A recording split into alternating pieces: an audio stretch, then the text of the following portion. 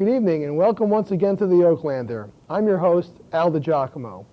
It's been 24 months since OK TV produced our last Oaklander program here at the set at Cablevision Access Studio in November of 1999. The Oaklander was Oakland's first regularly scheduled access television show that spanned 5 years with a total of 60 one-hour episodes that highlighted many local issues and featured many familiar and even some famous faces from around the area. As we entered the year 2000, OK TV created for the borough of Oakland, Our Town Online, a show that directed our viewers to the Oakland Town website, oakland-nj.org, so that residents could surf the net for useful information and events happening in our town. Although I am no longer affiliated with the Borough Committee, many people commented that OK TV has had a positive effect in generating a wide attraction for access television in our local area, and began to ask if there was a chance for a revival. After the World Trade Center attack, I began to give this idea serious consideration. With the web skills of staff member Don Flaster, we were able to create and maintain our new and improved website, www.oktv.org, in the early summer of 2001. After that, things really started to get rolling again.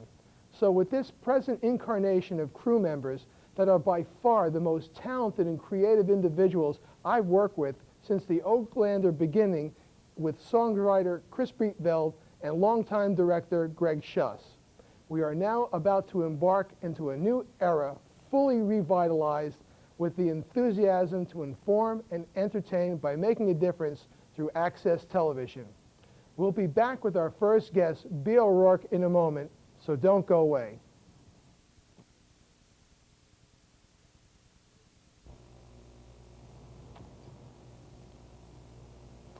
I'm so happy to have as our first guest on the revival of the Oaklander a dear friend of mine and a tireless advocate of those in need in our area.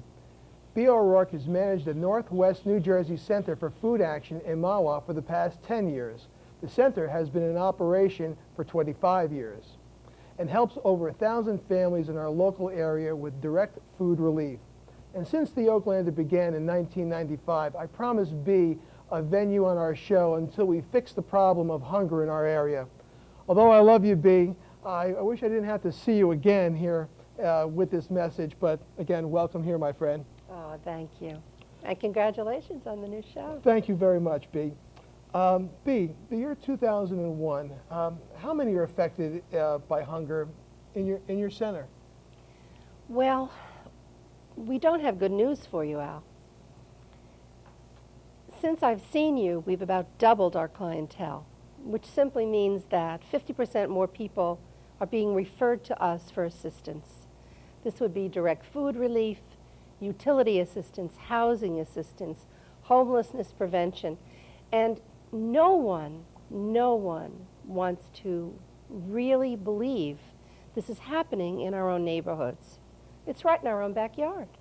I can remember when it was, the economy was good, that people thought that the problem had gone away. Right. And now the economy seems to be sputtering and everybody is kind of in a state of anxiety with a feeling that I have never known in my life.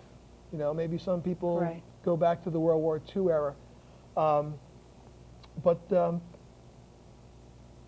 How has the recent events actually taken their toll?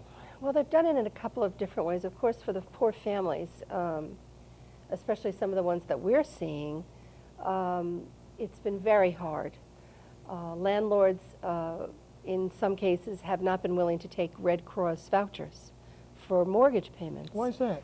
I'm not sure. I think they probably have their own problems financially, and they just want their money right away, and they figure it's not going to come. So we've been able to step in and do something about that once in a while. We can advocate at least and call them and say, you know, hold on for a few minutes, just give us a little time. We see some people who are coming in now who are survivors. They're so traumatized. They have no place to go. There's no place for them to show up to make a living anymore. They're coming to volunteer, and it's very hard on them. But there's a good side of their coming to us because, as one of the fellows said to me the other day, my God, I had no idea what it was like. This is silent hunger, isn't it? Yeah. And I was so glad that he said that because, you know, you and I have talked about that a lot. The business of people in our own communities needing help and being afraid to ask for it. If anything has happened since 9/11, it's that Americans once again are saying out loud, you know, I'm going to help my neighbor, I'm going to be here for him whenever he needs me. And so that's what we're hoping for. We're hoping this Thanksgiving, this Christmas, this Hanukkah, that the neighbors, our neighbors in all of our towns, in Bergen and Passaic and Morris and wherever we are, will come forward, step forward and help the kids and the families who are in need. Not just the WTC folks, Right. but all of our folks. We had so many before this happened. Yeah. This is just going to make it a little bit more difficult. Now recently you've had the crop walks and the hunger walks in Ringwood. Yeah. How successful were these events in preparing for the winter ahead? Well, we didn't get as much food as we had expected at the walks itself, and so that was disappointing. In terms of the people who did walk, the crowds were not what they usually are. And we think that people are tapped out. And we also know that everybody wants to help New York City. They want to help the heroes. They want to help the families who are suffering. Do you think that's because there's the media has a constant attention, has been constantly focused on that for nearly a month and a half now? Yeah, I think so. I think so. And I think, you know, it's a very romantic kind of thing, to put it sort of in an interesting way. You know, our folks who have been hungry all this time have been with us. They Yeah. are with us. We're taking care of them. But when this happened on 9/11, it was such a completely new thing for us. And people are only just beginning to say, all right, now I have to step back. Yeah. And take a new look at what I'm going to be doing with my life and where am I going to be putting my money and my food and my energies and my time. I think it's a wonderful thing, and even here we're using the camera lens to focus in on a problem here, and it's almost sad that we can't be guided by our own compassion in our own hearts, that we have to be guided by a camera lens. And again, I hope that anybody watching in this area will tell people who are not in this area the plight and what you do, Bea. I know that we get into the Thanksgiving and everybody opens their heart there. Explain us about the Adopt a Family here. Sure. The Adopt a Family project to gain that focus for Thanksgiving, and that our generous viewers at home will help the Center for Food Action. Thank you. Well, what it is a very simple thing. We're asking families throughout the area if they would think about adopting another family for Thanksgiving. So all they have to do is give us a call, email us, fax us, and what we'll do is, that's the Northwest Center for Food Action in Mahwah and Ringwood. And that number is? 201-934-5085. And we'll be very happy to fax everything they need.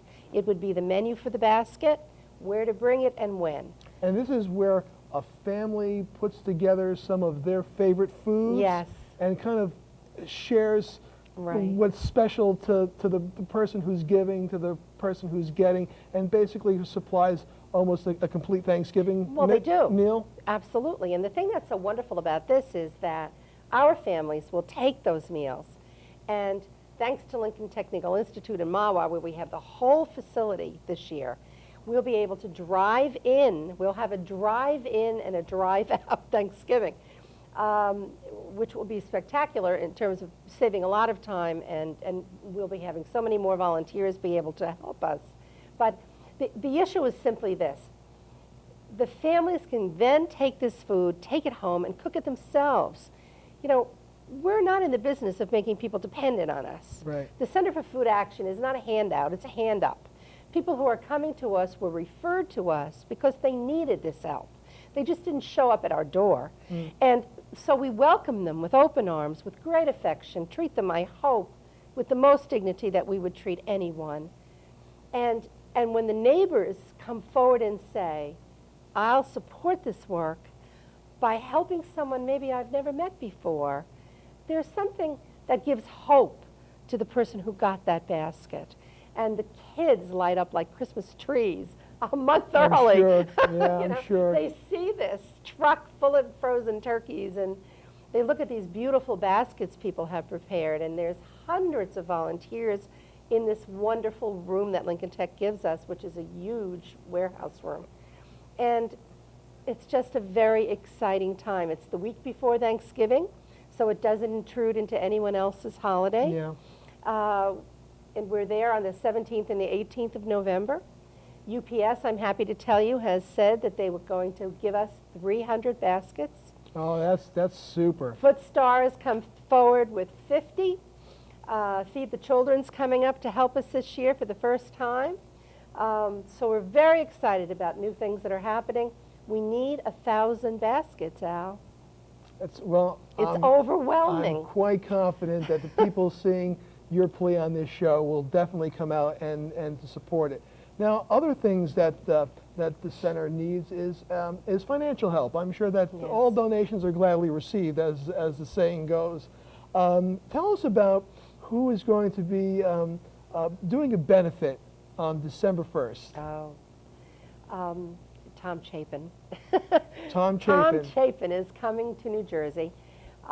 His brother Harry Chapin was very instrumental in establishing something called World Hunger Year, and through World Hunger Year, the Center for Food Action began.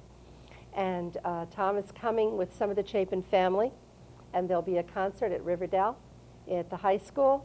It's our 25th anniversary as the Center for Food Action, and we could not be more honored than to have the Chapin family with us. Harry's always in our hearts. I even have my vinyl record, as you know, up at the center. The kids come in, they've never seen one before, so it's kind of interesting to show that. But that should be really fun, and that's a great way to celebrate. Again, So, the date and the December times on 1st, that? 2 o'clock, Riverdale High School. Just give us a call at 201-934-5085, and we'll give you all the information. And all proceeds benefit the Center for Food Action, and we need them very badly. Our donations are down. Again, it's because of what's gone on, but we know that's going to pick up again. We can also accept supermarket gift certificates, and a lot of the stores in the area now are allowing people who are giving us very good size gifts. They're giving them a good break off the supermarket certificates. So please talk to your supermarket manager and find out how this can be worked out. And basically, it's not quite that difficult. It's just a matter of picking up an extra item when you're shopping there, Right. and at the end of the month, you've got a bag there, because it's an ongoing thing. People are just not hungry at the holiday times. You know, they're hungry three Right. times a day. Well, we've been very lucky. The A&P has supported us. ShopRite has supported us. The ShopRite in Oakland especially has They're been wonderful. terrific. ShopRite in Ramsey, the A&P and Mawa and Ramsey, and those, and all across the different counties. But it's just so amazing to see the network of people that are out there linked together to support these families whom they don't know, but they know that if they're referred to us, they're legit, they're in Yeah. need, their kids need us. There were 336,000 children in New Jersey, Al, who are going to bed at risk of hunger every night. This has got to stop. It really is something. We think that that in this time that we'd have some way to deal with this problem. There's been a lot of funding and things like that. How has the government agencies such as FEMA affected the plight of the Center for Food Action in regards to the flow of funds? The FEMA operation that we get, usually channeled through the United Way, has been helpful to us in helping people with utility and housing assistance. With the World Trade Center now, this will add an additional burden on all of us, and the monies will be different. It will be a different fund. So we really haven't got our teeth into this quite yet. We will know very soon how this will be working. it's going to take a little while for the people in our area who have a little bit more resources to have to wait for this FEMA money. So it's still up in the air about how this is going to work. My own feeling is I think it's going to. Part of what the Center for Food Action does is advocacy. If we have to pound an agency, we will. Great. In the last couple minutes, B, also right after Thanksgiving, we get into Christmas and Hanukkah time. Right. What can people do, again, to express their compassion at this time for people in need? Well, we're located at the Police and Fire Academy this year for Christmas and Hanukkah. And I'm happy to tell you tonight that every single Jewish family we have has been adopted. And so every night of Hanukkah, there will be, at these homes, gifts and food. So I'm so excited about that. It's great. Well, that's wonderful. But now we've got 400 families for Christmas we've got to get adopted. So it's the same kind of thing, only this year it's a little different. It's a smaller basket of food, and we're looking more at new toys, new clothing for teenagers. We want some sports equipment. We will take gently used things of people, you know, bikes in mint condition. We've got a wonderful woman in Midland Park who remakes them. There are people out there doing everything for us. And the police and the fire academy and the EMS people have been so remarkable and kind to us. So I just have a feeling that this is going to be okay. Our WTC people will need us for Christmas. So come on, folks. That's great. B, thank you for coming here tonight and updating our viewers on the importance of giving locally for those in need of basic nutrition. And you know that you're always welcome here, B, until we get this problem fixed. And thank you so much for coming down here. And stay tuned. We'll be right back after this public service message. Stay with us. Thank you. When I grow up, I'm going to be a fireman and rescue people and drive a great big fire truck. As an architect, I'm going to design and build wonderful houses that everyone can afford to live in. I love all kinds of pastries and breads, so I'm going to become a world-class baker. I want to explore outer space with others as an astronaut, and maybe I'll even live in a space station. I'll create such colorful clothes that everyone will want to wear them, and they'll be comfortable too. What do you want to be when you grow up?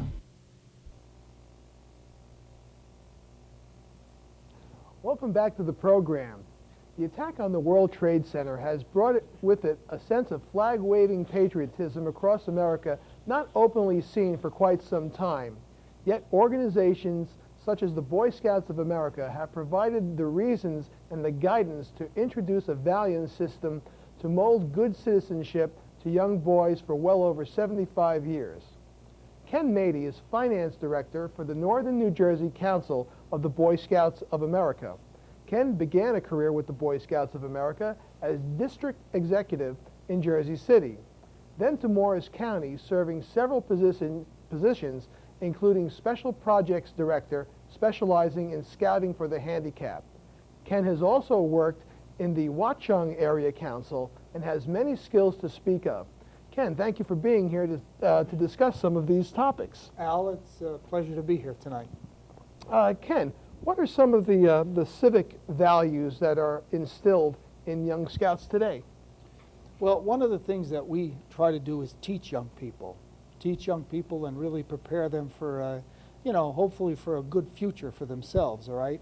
And scouting teaches really a positive sense of values, and it also teaches them a way in which they can contribute back to the American society, so that once they get older, they're able to pass that kind of thing back on to their generation of children. We try to teach kids how to be caring and compassionate, I'm going to say, because that is so important today. I think you'd agree. Do you find that some of the former scouts come back with their sons and to be scout masters and merit badge counselors and things of the such? Yes, many generations do come back. Many times we've had where the grandfather, the father, and now the son are all Eagle Scouts. Really? Yeah. It does happen. It does happen because, we try to make a you know, a nice show of that when it does. You know, many times the boys themselves, where they all have brothers, there might be 3 or 4 of them maybe making eagle all at the same time also. Wow, So they are, you know, these rare occasions. and that is quite an accomplishment. Is it still 21 merit badges? That's right. That's What- right. You're 21 good. merit badges. You're good. As you can Yeah. tell, I'm a former scout Right. myself. Okay. and well proud of it. Okay. Could you tell our viewers the benefits of your theme, Scouting a Lifetime of Values, and how important it is now to realize this theme? Well, we give kids sort of tools to work with, okay? Like anything to prepare kids to be good citizens, we give them various educational materials that we have in Scouting that starts right up from Cub Scouting, moves right into Boy Scouting. Cub Scouting is family-oriented, where they learn how to make and work with their parents, you know, and learn how to do things and learn early on about citizenship and being able to do things that are above and beyond what they'd normally be calling for, okay? So they work with their parents, and then as they go out and prepare and get to be Boy Scouts, then they're able to work more independent. They're put in a situation called a patrol organization, and here they learn the patrol method, which teaches them independence, leadership, and again, things that are going to help prepare them for the future. It opens up a whole door of scouting. Sure. Scouting, the word outing is in scouting, so That's you know, right. yeah, and we're proud of just to piggyback on that too. We're also very proud of the camps that we have. We have several camps in northern New Jersey. We have Camp Alpine, Conklin Scout Reservation, Camp Glen Gray, Camp Lewis, Nobi Bosco, Rock Hill, Rollins Pond, Terrell, and Yawpaw. And we're all proud of those properties that we are able to put together a safe and fun place for kids and families to have scouting enjoyment. That's right. Yeah. I remember Camp Alpine and, Okay. and Nobi Bosco, Right. summer of 1969. Okay. Some of the merit badges have changed over the years. Right. Could you briefly tell us about some of the newer merit badges besides cooking and first aid and some of the real basic ones? I realize that I've seen some that there are some new Yes. subjects. Right, right. Well, it's still 21 merit badges to become an Eagle Scout, all right? And I believe 10 of those are required and 11 of them are optional. All in all, there's about 130 some odd merit badges, Al. And those merit badges range from, you know, astronomy to zoology to computer science to life sciences, business management, personal management. We added a new one a couple years ago, truck transportation. We tried to get more into like some of the trades, you know, that kids might be interested in. Computers is obviously a new one. Communications is a fairly new one. We've gotten more now with the environment and badges that relate to taking care of environment and conservation and so on. So To keep people's and interest. educational, right? Exactly. Generally speaking, most kids that come up through scouting and go on to earn merit badges either go on to use that merit badge maybe in a career or even acquire Right. a hobby because of it. Yeah. I go back to a time where it was called the Muncie and then the Bergen district here. Okay. How has the membership grown over the years? Well, last year the Northern New Jersey Council had a nice membership growth. We had nearly a 3% membership growth in our traditional membership, and we grew about 4% in our Learning for Life membership. What that basically says is that we put more kids in scout packs, Boy Scout troops, and venturing crews, and we were able to grow in something we call Learning for Life, which is our program in which we deliver this programs in the schools. And this is basically the start of the new school year.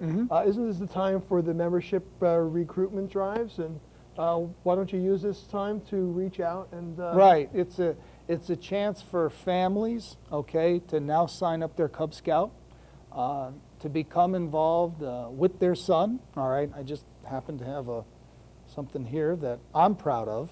That I did with my son. I know what that is. All right, here we go. Here it fell apart. You could see it's a few years old, but it's still going strong. Pinewood Derby car. That's right. All right. This happened to be a winner, okay? And you know, Congratulations. one thing nice about scouting, Al, is that everybody's a winner in scouting. You know, and the motto is do your best. All right. So when an 8, 7, 8, 9-year-old makes a car like this, they're awful proud of it, right? Sure. And they root and they cheer their car on. You know, and you might remember that. I sure do. But this is certainly energy for the boy and the father or significant other, whatever adult is important in that boy's life that helps him make this car. You know, so a lot of fun, a lot of activity. So for some of the people watching at home tonight, if they wanted to become involved, what's your phone number so people can call you up and Right. get more information? We have really 3 locations, okay, in the northern New Jersey to sign up. Our Oakland office is 201-677-1000, and they can ask for just identify the town in which they live in, and they'll be routed to the individual that handles that territory.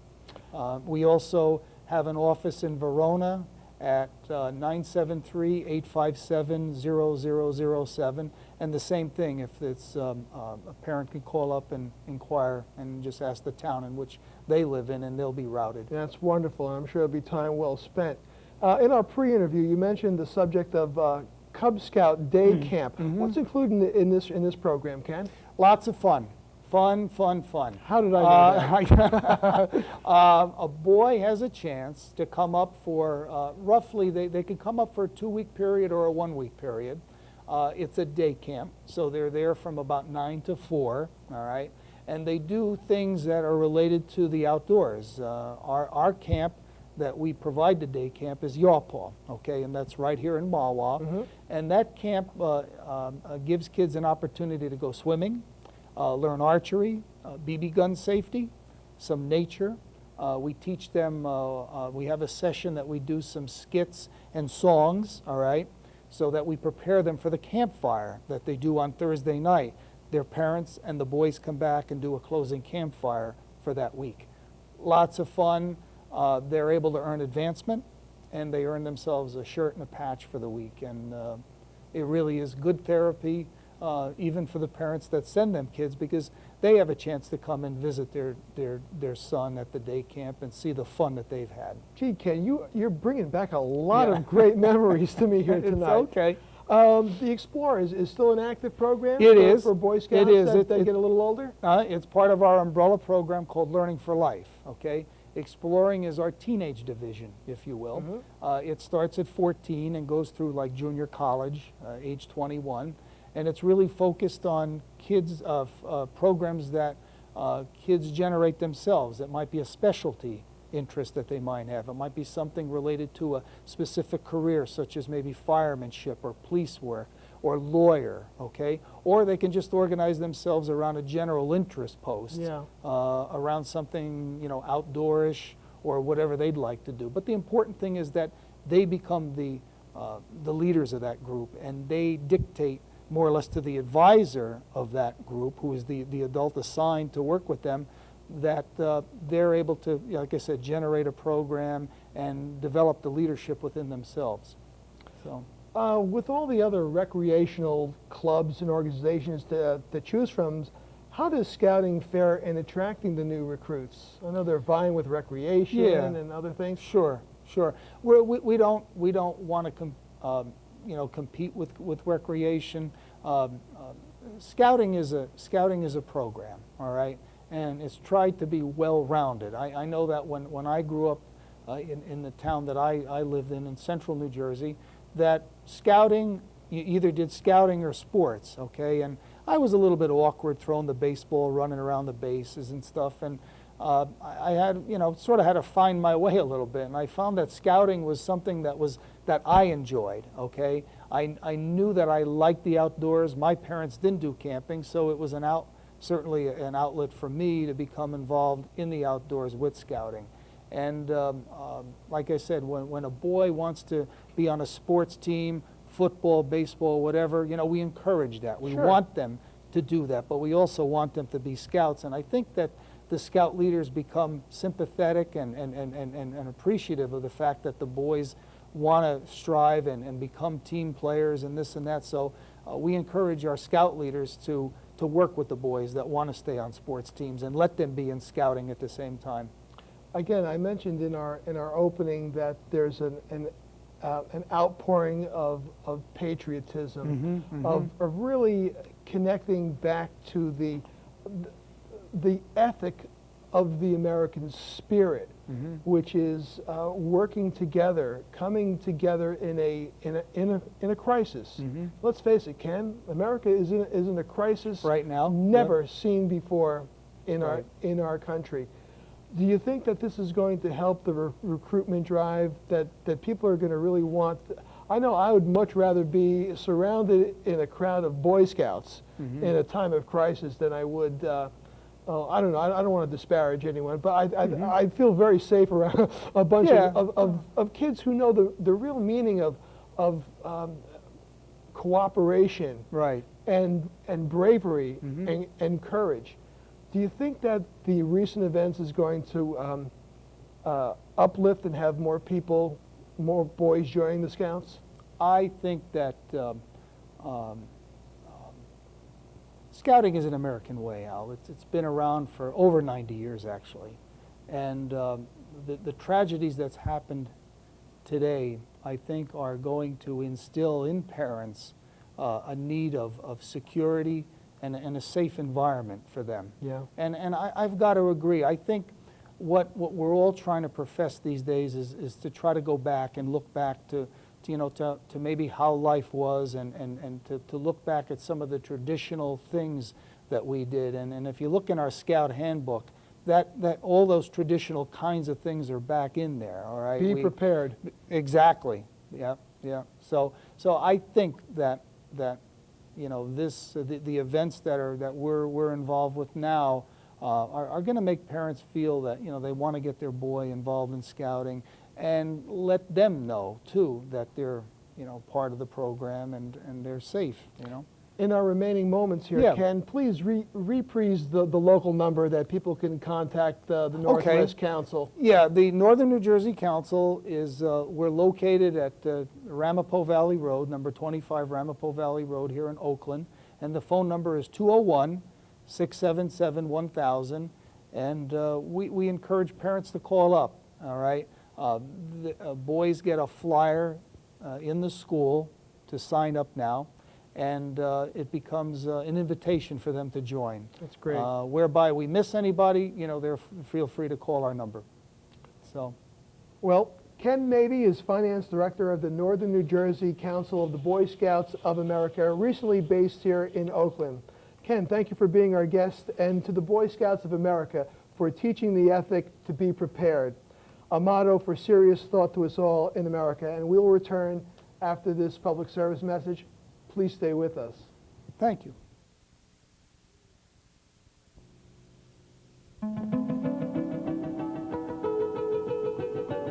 Every evening, before I go to sleep, I look outside my window at the moon above the trees. And I think that somewhere else, someone else is looking out a different window at the same moon. I imagine that this person is imagining me.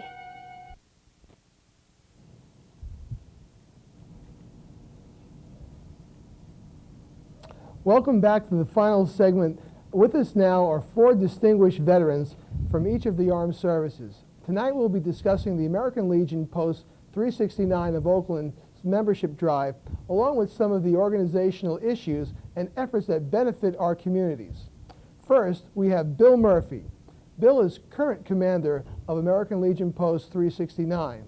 In 1954, at age 17, he entered the U.S. Air Force, where he was trained in the communications and cryptography. Although the Korean conflict ended before he could be assigned overseas duty, Bill attained the rank of Airman First Class and remained in the inactive reserve until 1962. Next is Mario Lembo, a former American Legion commander serving in the Navy from 1968 to 1962. as plane captain on A-4 Skyhawks, maintained various aviation electronic systems on F-4 Phantoms, A-1 Sky Raiders, F-8 Crusaders, and helicopters. He was awarded the Navy Good Conduct Medal and the Meritorious Unit Commendation and the National Defense Medal. Mario served 8 years in the Naval Reserve, being honorably discharged in 1980. Ron Beatty, a U.S. Army veteran, served as a military policeman in the Aberdeen Proving Grounds in Maryland. And I think Ron has been gracious enough to fill in as a last-minute guest for Ben Cassio. Finally, we have World War II Army veteran James Sonny Franks. Sonny landed on Utah Beach on D-Day, June 6, 1944, at 6:30 a.m. with the 4th Infantry Division. The 4th Infantry Division was the first into Paris, the first through the Siegfried Line, and also fighting the Battle of the Bulge. Sonny has earned the Bronze Star and 5 Battle Stars before leaving the Army in 1946.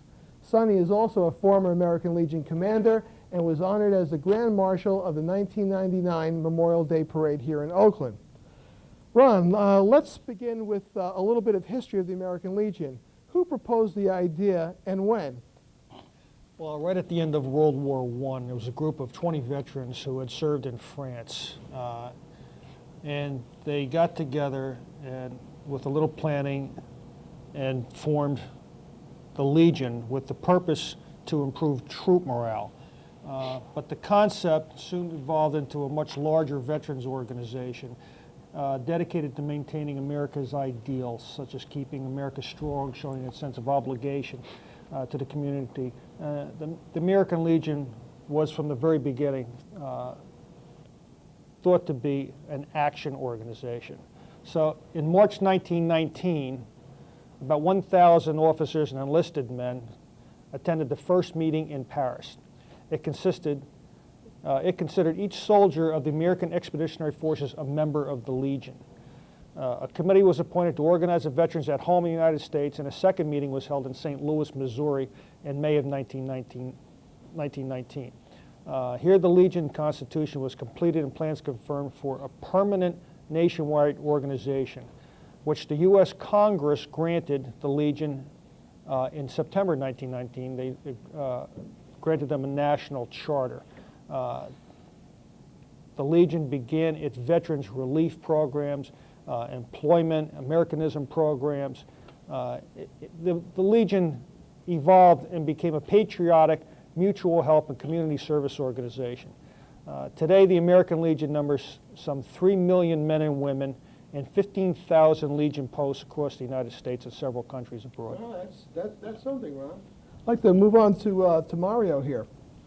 Mario, the American Legion slogan is "Still Serving America." What are a few of the foremost projects being undertaken at this moment? Well, the American Legion is not only the largest veterans organization in the world with 3 million veterans, it's the most active. Its agenda includes not only veterans care and benefits, but also dedicated to improving America through volunteering, sponsorships, and money donations. For example, the American Legion donates more blood than any organization in the United States. It contributes close to $30 million for children and youth programs, which include a sponsorship in partnership with the Children's Miracle Network, which raises funds and awareness for children's hospitals. It also sponsors what's known as the Spinoza Bear Project, which has helped close to 21,000 children. And this is a little cuddly bear that has an audio cassette in it, and it is given to children with cancer or mentally retarded children to help them along with their illness. $10 million is also given to charitable organizations every year, including the United Way and the Red Cross. Close to $4 million is given to college scholarships to high school students. And close to $2 million every year is raised and given to veterans for emergency aid, The Bergen County American Legion is probably the only organization in the United States which collects money, dues from its members, and provides emergency relief to veterans up to $3,000, a one-time payment to help them if they get into a crisis in paying bills. And it's paid directly to the utilities, and so that these are worthwhile programs that the American Legion continues to provide its veterans today. Absolutely. I'd like to turn it over to the commander of the post, Bill Murphy. Bill, as the commander of Post 369, could you tell us about the current membership drive and why it's especially important in these turbulent times? Well, in addition to our daily service obligation, all Legionnaires are encouraged to solicit new members. Nationally, we lose 1,000 veterans a day. Really? Deceased. It's near 500,000 a year. Wow. The lines are thinning out, and we're having trouble recruiting, especially younger members. Do you think with the recent events here that people who have served, they're going to kind of want to be involved? We would hope so. We put up posters throughout the 4 towns here: Oakland, Franklin Lakes, Marwar, and Wyckoff. They have information about what year you're eligible and where to call. And, Who is eligible? Any honorably discharged veteran from either the 5 branches of the service: the Army, Navy, Air Force, Marines, or Coast Guard. Mm-hmm. They're eligible. I got the dates here if they want them, or you got time to read them? Well, we're going to be very short on time here. I'd like to cover some of the benefits that someone joining the organization and what they would actually benefit as being well, as a veteran, and we get all the benefits Congress gave us.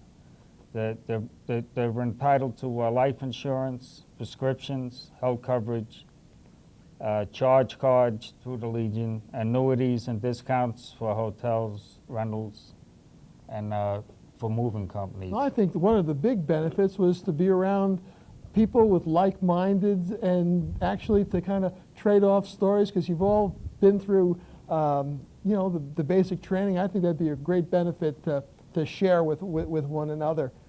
I would. What do you feel about that, Bill? We would hope we would get some calls after the show, especially people from like the ones that served in the Persian Gulf. I think we have one member, one young guy, and then Sumatra, Haiti, Grenada, Panama, and Lebanon. They're all eligible to join. That's and great. Those in current service now, they're eligible to join. Great. I'd like to turn this over to Sonny, our decorated veteran here tonight. Sonny, the American Legion addresses several critical issues important to veterans. What have become the top priorities?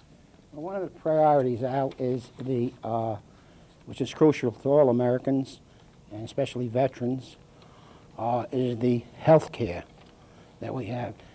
We call it the GI Bill of Rights. This here protects a lot of health issues with the members of the American Legion, but it's a program that is out there for all veterans. And if any veteran that hasn't got health care, the Legion could supply a plan for you to get health care. You buy it, and it even covers preventative care at times. And then there's a project at the American flag. There's a bill in Congress now which wants put into law about desecrating the flag. A lot of it happens in this country, a lot of it happens overseas. And the flag is old glory to us. It represents freedom. It represents citizens, national symbol. And I hope that Congress would pass that bill about the desecrating the flag. Then we have another issue, which is about veterans. When veterans come out of the service, they have skills. and it's tough for them to go into the private sector of labor. So what we propose is that when a veteran is discharged, he either receive a license for his skills from the Army or a certificate telling him that he is qualified for a lot of jobs out in the labor field. Mm-hmm. And that's our three main projects that That's we're great. going for. I'll turn this back to Ron Beatty here. Ron, could you tell us about the Legion's Americanism program? Now, the American Legion strives to further a strong sense of patriotism and loyalty in the community at all levels of education. Especially, I think, during this time of crisis, it's very important. We call it Americanism, but for example, the American Legion baseball program, each year, about 90,000 boys experience the benefits of good sportsmanship and team play through their sponsorship by the American Legion. Boys State is another project we're proud of. American Legion posts select outstanding high school students to attend a program where they experience firsthand how their state government functions. High school oratorical competitions are scheduled where students vie for college scholarships by demonstrating their knowledge of our Constitution. Another huge project is scouting sponsorship. We sponsor 2,500 Cub Scout and Boy Scout troops each year. Other Americanism programs include flag education, such as what Sonny spoke about before, scholarship information for obtaining financial aid, school awards for outstanding leadership, junior shooting, sports rifle competition, and safety instruction, and support for patriotic holiday observances to include sponsoring of marching bands and drill teams. It sounds like you guys have got a lot of things covered We're very here. busy. Our time is so limited here. I'm going to try to get through as many things as we can here. This question is for Bill. What does the American Legion do to help protect the children and the youth of today? The Children and Youth Program of the American Legion has three main objectives. First is to strengthen the family unit. The second is to maintain well-rounded youth programs and to support other organizations which serve children and youth. We have three primary programs, the first of which is the McGruff Safe Kids program, which is nationwide child identification safety program. The second one is our Child Health program, which is in conjunction with the Children's Miracle Network. Affiliated hospitals provide quality care to all children regardless of condition or ability to pay. Our third program is teenage suicide prevention. The Legion supports programs of prevention and awareness to avoid teen suicides. The Legion's very proud of these programs. I'm sure. And then, in addition, temporary financial assistance is available to needy children of eligible veterans. The Legion also sponsors a child welfare foundation. Okay, we're going to really kind of go through this. Our time is so limited. Sonny, what is the National Emergency Fund? Well, we have a National Disaster Fund for all American Legion members, all auxiliary members, and all Sons of the Legion members. And if you have to come from the United States, and if there's a disaster that happens personally to you, we're there to help financially or whatever it may be to get back on the feet. And I'd like to get through here. Mario, there are many topics here to cover in so little time. What do you think are some local veterans and how they may be able to produce their own show? I think there's a lot of interest. And what could you say to them? Well, I think this is our first attempt to reinterest the veterans out there in Veterans Affairs. I'd like to let the veterans know that there are 387 posts throughout New Jersey. There's 53 posts just in Bergen County alone. Currently, the membership that we have is about 76,000 members in New Jersey out of a potential pool of 26 million veterans in the United States. So we would like to continue these programs to give exposure to veterans, in that we can help veterans as well as the community. We're also trying to reactivate veterans' photographs in the newspapers, have families bring photos to the newspaper so that the community can know who's on active duty at any particular time. And so, of course, great. the objective is to increase the Legion's programs and to help veterans. So that's our objective. That sounds great. Time is our enemy, guys. And gentlemen, I want to thank you for being our distinguished guests here tonight and for still carrying the torch for our nation. I commend you on your caring and your courage, and especially to the brave veterans who paid the ultimate sacrifice. My thanks to the American Legion member, Jack Ackerman, for his time and effort, and the guest producer for this segment. Well, that's all the time we have for tonight, and I hope you've enjoyed the revival of the Oaklander. We invite you to tune in again and as we highlight the talent in our area. I'd like to thank the Loran Associates for our new Oaklander sign here. It's very much appreciated here, and we'd like to express our sincere thanks to that. Now, in the wake of the 9/11 attack, as we look deeper to understand the true meaning of our lives beyond our material and capitalistic foundation, yes, it's true that our lives have been forever changed by these recent events, yet the resolve of people appearing here tonight, along with the countless others like them across the land, carry the candle of courage, bravery, and the compassion that embodies our love and the freedoms we enjoy. So maybe this Thanksgiving we could look into ourselves to be strong yet kind, to be more open and less blind to the simple things in life. Let's try to provide a sense of security by watching out for one another.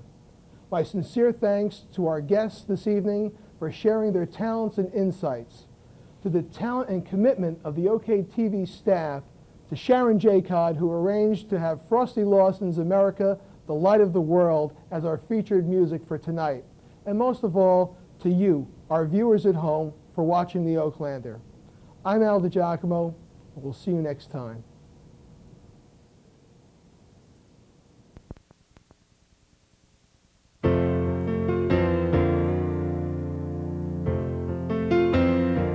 The winds of change have come around in every city, every town. A little piece of innocence is gone, but what we got in return is a flame that always burns, the light of freedom. Together we are one. Don't let the flame die out. That's what America is all about. And when that flag waves high, we'll look up to the sky and thank our lucky stars that we are who we are. America, the light of the world. We've never known any fear, but what is happening right here is the ultimate test of our resolve. We survived a civil war. We've lost our sons on foreign shores to save democracy. That's why we get involved. Don't let the flame die out. That's what America is all about. And when that flag waves high, we'll look up to the sky and thank our lucky stars that we are who we are. America, the light of the world.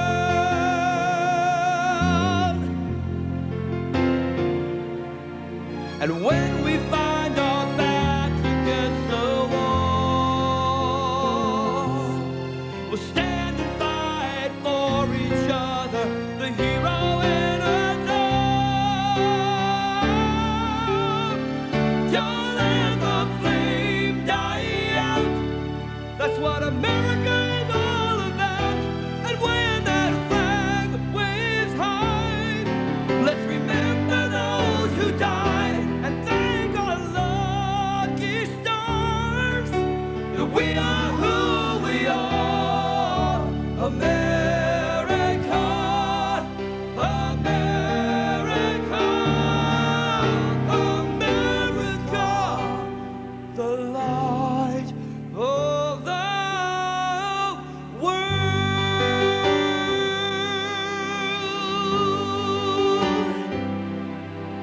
and